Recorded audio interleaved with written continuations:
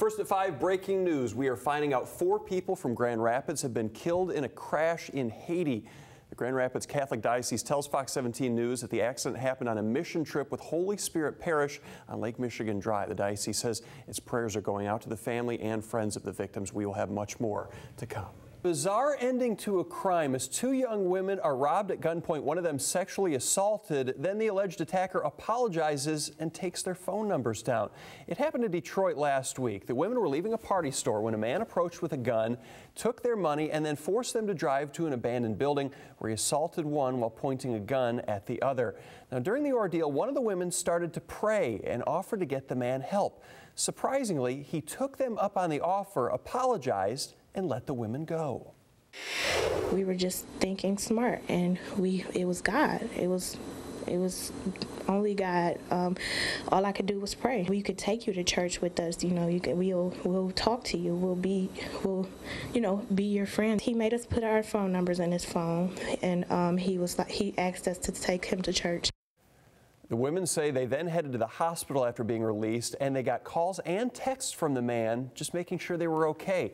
Detectives then tracked the calls back to 19-year-old Javonta Pfizer. They say he confessed to the crime. Detroit Lions bad boy Ndamukong Suh has settled a $1 million lawsuit against him for involvement in a car accident. You might remember this one. It happened in December of 2011 in Oregon. Suh and a passenger were involved in a one-car wreck in his 1970 Chevrolet. The car hit a light pole, a fountain, and a tree. Suh reportedly called 911 and said everybody was okay, while the passenger said they had to seek medical attention on their own. An Oregon TV station is reporting the settlement, but no word on what the amount paid was. At the time of the crash, Suh was serving that 2-game suspension for stomping a Packers player during a Thanksgiving Day game. A man in Kalamazoo County facing charges after a traffic stop turned into a drug bust.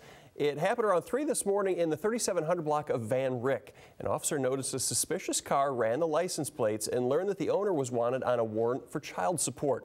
The police tried to approach the guy. They say he ran from his car into a hotel room. He was arrested the next time he came out of that hotel room. Now, during this, officers smelled a strong odor of pot coming from the guy's car. After searching the vehicle and the hotel room, police found cash, marijuana, and a gun. In addition to the child support charges, the man is now facing charges for marijuana possession and being a felon in possession of a firearm. A Kent County judge rules to extend the restraining order against the Grand Rapids marijuana ordinance. Grand Rapids voters approved the ordinance by a vote of 58% on the November ballot. It made marijuana possession a civil infraction instead of a criminal offense.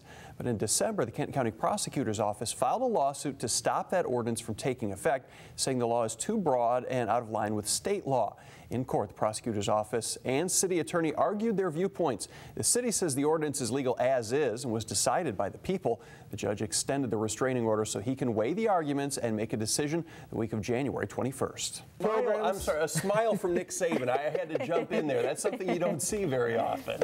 Well, these 2 programs are tied for the most AP national titles with 8 each. Of course, no other program has 8 like these 2 programs. I've seen more than the 2 of us have. Yeah, I saw Lincoln. It was just incredible. Argo's really good. Silver Linings Playbook, those are all really good. So yeah, actually, I don't think I saw any of them.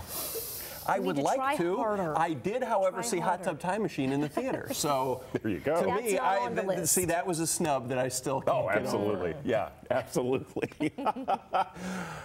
That was a good movie, though, Doty. I agree with you. Funny, I would absolutely agree with you on that. Here's my question to you. Why is it that when we get a lot of precip, it's not cold enough? And when it's cold enough, we have no dry. Because saying that if it were cold enough, we'd have a foot of snow is just teasing us. Well, absolutely. It's so mean. Yeah. Forrest Gump versus Rudy. I love that. What's Forrest Gump? Forrest Gump versus Rudy. Forrest Gump was and they were both real people. There you go. Thank you, Steve. The weather was a little cooler in Portage today. You know, they're Miami. It's a little warmer there. The Harlem Globetrotters bundled up and played a game outdoors on ice. Yeah, look at the playing surface there. It's part of the team's You Make the Rules tour. The Trotters had a free game against the Global Select on the ice rink at Millennium Park. As you see, they all wore helmets and strapped some spikes onto the high tops. The usual tricks were there, at least as far as the stuff staying on the ground was. Dunking might have taken a back seat to safety. Trotters will head back indoors for games at Wing Stadium tomorrow night. Then they'll be in East Lansing on the 26th and Van Andel Arena for a 2 p.m. matinee on the 27th.